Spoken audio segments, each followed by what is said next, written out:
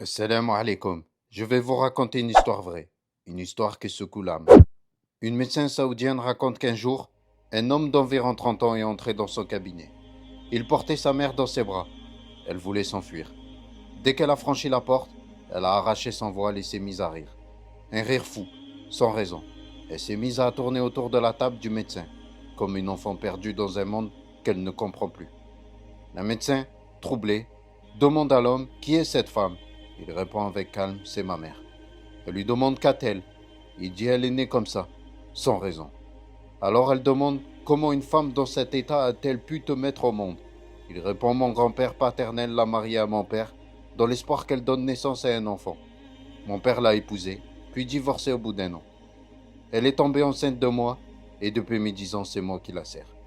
Il continue, je lui cuisine, je veille sur elle et quand je dors j'attache mon pied au sien de peur qu'elle s'échappe et que je ne la retrouve plus. Le médecin lui demande pourquoi l'as-tu amenée aujourd'hui. Il répond elle souffre de diabète et d'hypertension. Sa mère, toujours dans son monde, rit et dit donne-moi des frites. Il lui en donne, elle lui crache au visage. Il sourit et il suit doucement. La médecin, bouleversée, lui dit ta mère ne te reconnaît même pas. Il répondit non, par Allah, elle ne sait pas que je suis son fils. Mais celui qui m'a créé sait qu'elle est ma mère. Puis soudain, elle l'appelle mon fils, avant de lui crier « Tu es un menteur. Pourquoi veux-tu que je sois né à la Mecque ?» Elle voit la Mecque à la télévision et lui dit « Jeudi, maman, je t'ai promis de t'y emmener jeudi. » Le médecin lui dit « Tu veux l'emmener alors qu'elle n'a plus toute sa raison. Tu comptes faire la Umrah avec elle ?»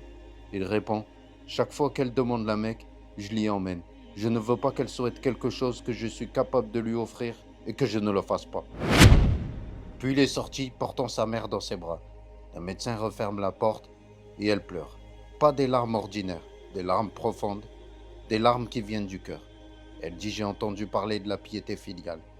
Mais voir un jeune homme dont la mère ne le reconnaît même pas et qui vit à ses pieds, la servant jusqu'à Allah tranche entre eux, c'est une page de piété exceptionnelle. Il aurait pu l'abandonner dans un hôpital psychiatrique, mais il a choisi de rester auprès d'elle pour que la porte du paradis reste ouverte dans sa vie. Ô Allah, ne nous prive pas de ta grâce.